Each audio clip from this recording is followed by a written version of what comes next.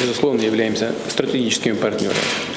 Достаточно сказать, что 1 миллион граждан Кыргызстана живет, учится, работает в России, и 2 миллиона граждан Таджикистана также работает, живет в Российской Федерации.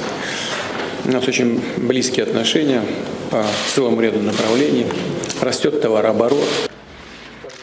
Торговля между Россией и Кыргызстаном только в прошлом году выросла на 46%, а с Таджикистаном на 44%. Кроме того, страны реализуют совместные проекты в энергетике, промышленности, сельском хозяйстве и на транспорте. Уважаемый Владимир Владимирович, я думаю, что это ваша инициатива. К чему? Не ради галочки вот собраться, и мы должны открыто сказать, что мы хотим. Показать всему миру, что Россия плюс Центральная Азия, что у нас есть проблема.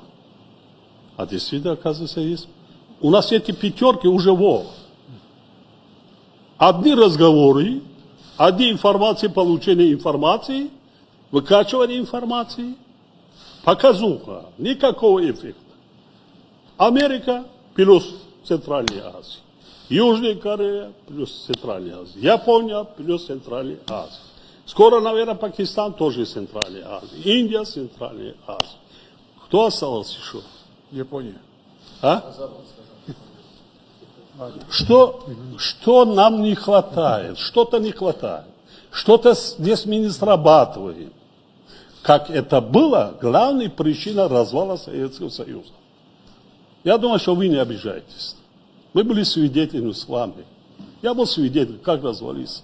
Я участвовал в этом зале съездов, как развалился Советский Союз. Тогда, вы меня извините, как и сейчас, не было внимания малым республикам, малым народам. Внимания не было. Не учитывались традиции, обычаи, все остальное. Не оказали помощь, поддержку, развитие. Ведь сейчас люди куда идут? Вы вчера назвали 2 миллиона.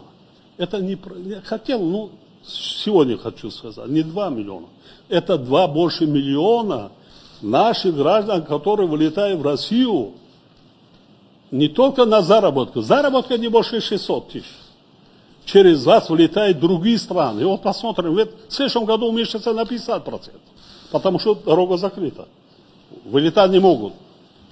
И потом обучаются, лечатся. Но традиционно притягивают. Они же жили в одной стране. Они идут куда? Ни в Иран, ни в Пакистан, ни в Саудовской Аравии. Там еще делать и нас никто не ждет. Идут в Россию. 30 лет я свидетель. Вот зампремьер сидит, пускай не обижается. Я же говорю, я не это самое, с неба не провалился, я свидетель. Проводим бизнес-форумы. Где? Мои коллеги не обижаются. В Астане, Ташкенте, как это было при бывшем Советском Союзе. В Киеве, Беларуси, Минск. Минск, Киев, Алмата, Ташкент. Остальные республики как были, это самые. Давай молоко, давай хлопок, давай это, давай это, да это. Никакой инфраструктуры нет. Таджикистан был разделен на 3 части. Полгода север не мог дорогу посещать, Бадахшан полгода там закрыт. Дорогу не было. Сейчас почему? На какой-то несчастный бизнес-форум в Таджикистане мы умоляем, я дал поручение министра иностранных дел, выходи. Но мы ждем, я с вами даже говорил. Выходи на Верещука, на другие, чтобы хотя бы на уровне министра присутствовал. Нет. На уровне замминистра. Вот Таджикистан заслужил это. Стратегический партнер. А что, что мы что не так поступаем? У нас обучается 2,5 миллиона школьников русскому, так Учебники, не хватает учебников. 30 лет об этом мы говорим, не хватает до сих пор. Учебники не хватает. У нас обязательно изучение русского языка с детского сада. Так? Что там мы делаем? Военные базы есть, полигоны так как были, так и остались. Все, у нас, вот спасибо, вы меня извините, 30 тысяч, сейчас мы не будем назвать их беженцами, или перемещенные русскоязычные вернулись к нам, они передают по всему миру.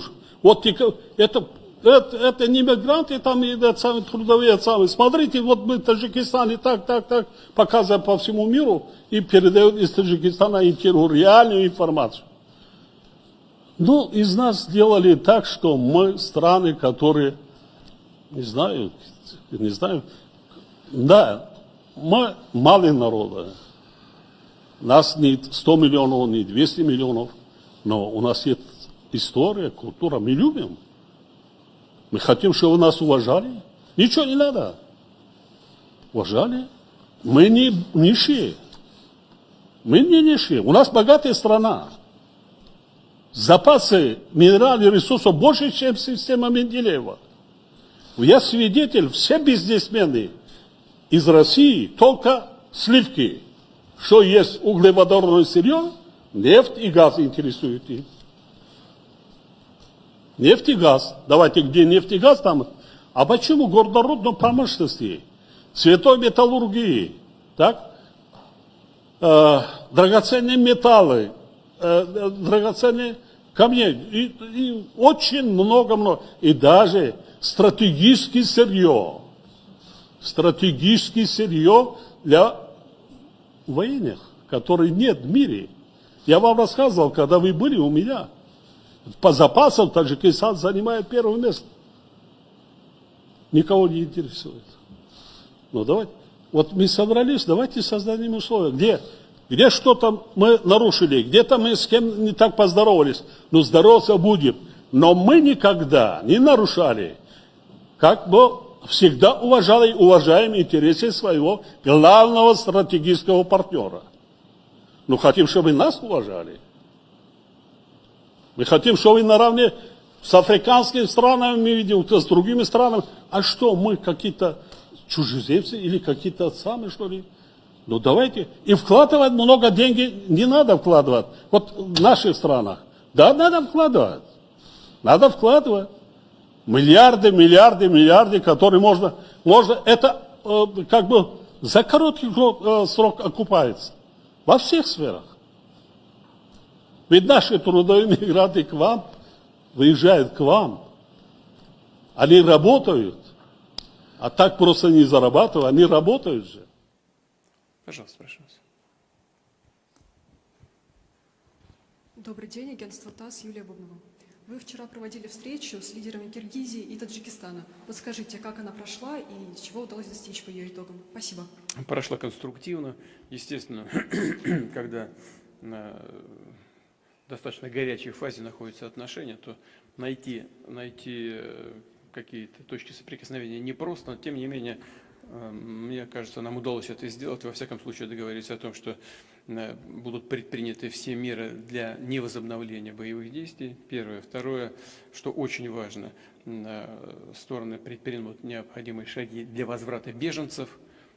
И третье, тоже существенный важный элемент заключается в том, что мы, не претендуя на какую-то посредническую роль, хотя, откровенно говоря, нас об этом просили, договорились о том, что и одна, и вторая стороны передадут нам соответствующие документы и их видение решения этой проблемы, а мы не только постараемся оценить эти предложения со своей стороны, но и используем для поиска решения имеющиеся в нашем распоряжении документы, которые могли бы лечь в основу возможных договоренностей. Я имею в виду, что в Москве подчас больше даже достоверной информации о границах между союзными республиками, чем в самих союзных республиках. Мы поднимем эти документы, поднимем эти карты, посмотрим и вместе с коллегами потом поищем решение. Так что в целом эта встреча была очень полезной.